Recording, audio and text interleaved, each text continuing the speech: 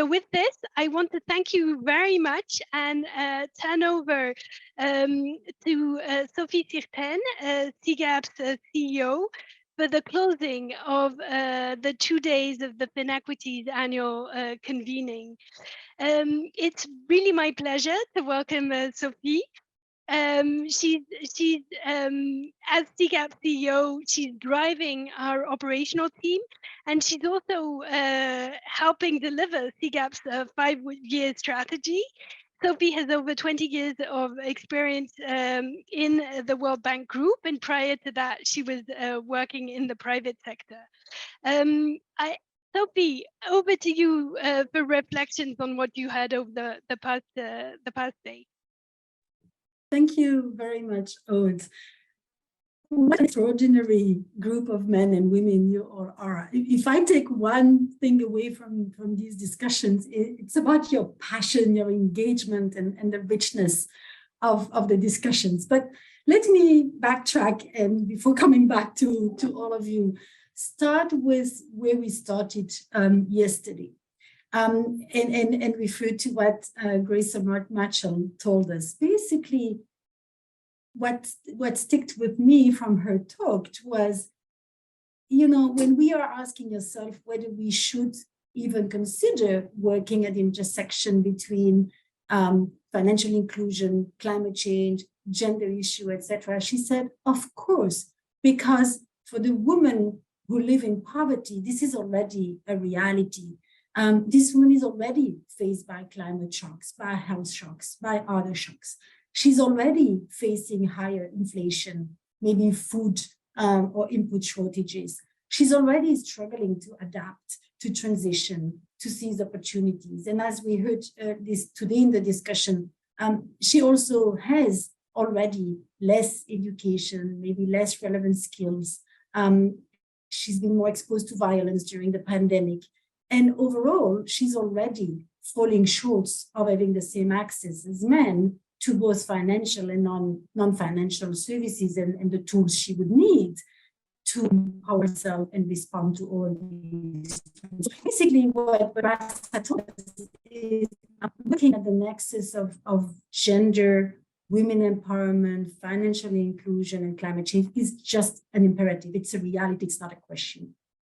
Then I think we heard a whole other set of reflections around the fact that it's an imperative, but it's also something that will generate a lot of very important benefits for these women, obviously, but also for their children, for their families, for their communities, and even for the world. And I think we heard this morning in the panel a lot of reflections on the fact that women's role in society are different in many ways than men, and lead to very important benefits. Her investment patterns may be different. She may tend to invest more in education, in food, in her family. She plays an absolutely critical role in agriculture across the world, especially in Africa, and yet her productivity is lower, but if it was unleashed, that would have very positive consequences globally on productivity and food production and sustainability. She may have a different attitude to climate adaptation and transition and to the adoption of greener technologies. And she can even be an agent of stability, an agent of peace, an agent of change. So I like what I think Mary-Ellen said this morning.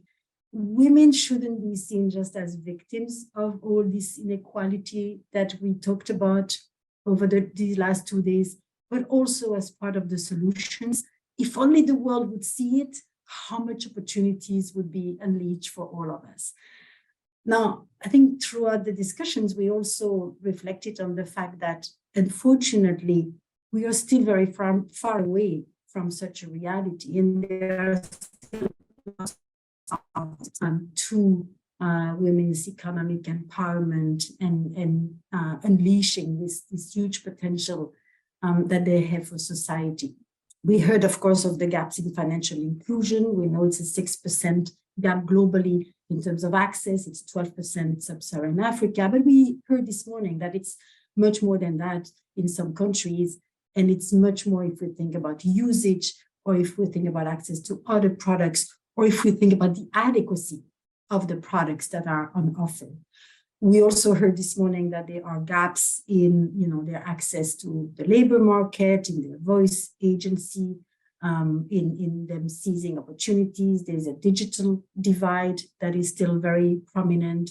And of course, there are, as was highlighted throughout these discussions, norms and stereotypes and role expectations that come in the way of unleashing women's potential in many places.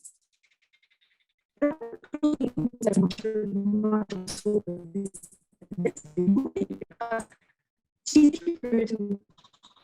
women, I think 100 years, she said, to get voting rights in the United States. And I want to reflect on that to say change can happen, social norms can change. But it needs to come with persistence and with intentional focus. And I think that's what we saw in this room. Throughout these 2 days, we saw an incredible passion, an incredible commitment, and an incredible commitment that change is, or understanding that change is possible. I think Grasa told us she reminded us of the Mandela saying that if you want to see change, be the change or provoke the change you want to see. And I think this room has been basically telling us we are all ready to work together to make that change happen. Now, in your vote earlier, just now, in a way, you did not help us a lot in terms of being selective, because you did underline a lot of issues. But that probably just highlights the complexity of the problem and the multifaceted nature of the issue to tackle. You underlined climate change, digitalization of livelihoods. You talked about resilience, access to essential services. You talked about focusing on women in agriculture and rural areas, but also on women-led SMEs. You talked about fintechs. You talked about catalyzing investment. You talked about de-risking mechanism and much more. Maybe what I'll say in terms of the way forward, I thought this morning's discussion in a way highlighted 3 key groups of areas within which everything you highlighted in the voting can fit.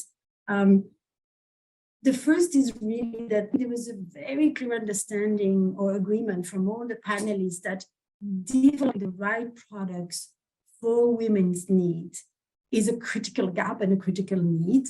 Then we need more products, more resources for adaptation, for agriculture development, that this needs to happen across all financial products, including savings, insurance, credit, pension, and that this needs to happen across all financial services providers. We talked about fintechs, but also formal and informal providers, large incumbents, institutions, MMOs, etc. So I think there's a whole agenda around the need to convince the design and lead to the design of product that meet women's needs.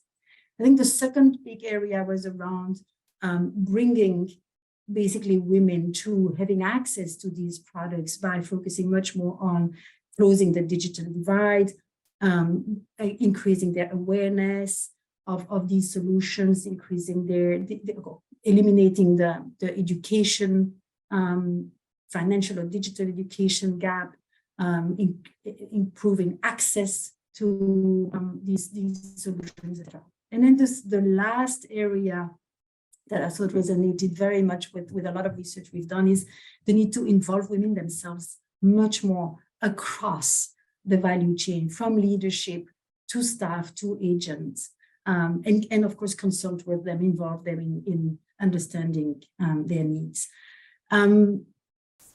I'd like to also refer to one thing that was said, which is we are not asking too much to financial services providers. We talked throughout the discussions of the fact that not only this is an imperative, but it is also a business opportunity. And I'd like to add to that reflection, it's a business opportunity because it's fundamentally half the market that they're leaving aside. But it's also a unique opportunity for the private sector to contribute to a better world. And in today's world, where there is, in a way, a much stronger recognition that everyone, including the private sector, can contribute to a more socially equal and a more sustainable world for all. This is a unique opportunity, starting with women, with all the benefits we talked about, with all the positive spillovers we talked about, is a unique opportunity for the private sector to play their fair share, basically. So I think we have our work cut out, for not only FinEquity, CGAP, but for all of you in your different capacities. Now, there was one question on CGAP, and I'll quickly say a few words. I think it was from George. We are, as Aude said, just about to release our new strategy. We have basically anchored it around 3 key objectives we want to reach. One is to foster a greener development for all, obviously with women at the center of our strategy, a more resilient development, and also a more inclusive development. So we're going to work a lot on the nexus between financial inclusion and climate change, climate adaptation, but also access to green solutions for everyone. We're going to work a lot on women empowerment directly with frontier research on the key questions that remain to answer, but also with country work to try to demonstrate that it can be done to decrease the gender gap in financial inclusion. We're going to work a lot also on SMEs, women-led, and other SMEs in agriculture, in retail trade. We're going to work a lot on policy environments, on the role of fintechs, on investment as well. So there was mentioned today on ESG and how we can drive more investment towards inclusive finance, etc. So we have a big program, and hopefully this will help contribute to some of the issues that you mentioned. But I will stop here. I want to thank absolutely everyone, from those who organized this and made it possible, those who spoke and make all these discussions so rich, and especially to all of you who are members of FinEquity and make this community thriving, but also extremely useful and effective. I think there should be a list of the people who contributed to these meetings in the chat. So I'm not going to read their names, but you see them there. And I want to turn back to Aude for the last words, but thank you, everybody. Thank you so much, Sophie, for these inspiring few words.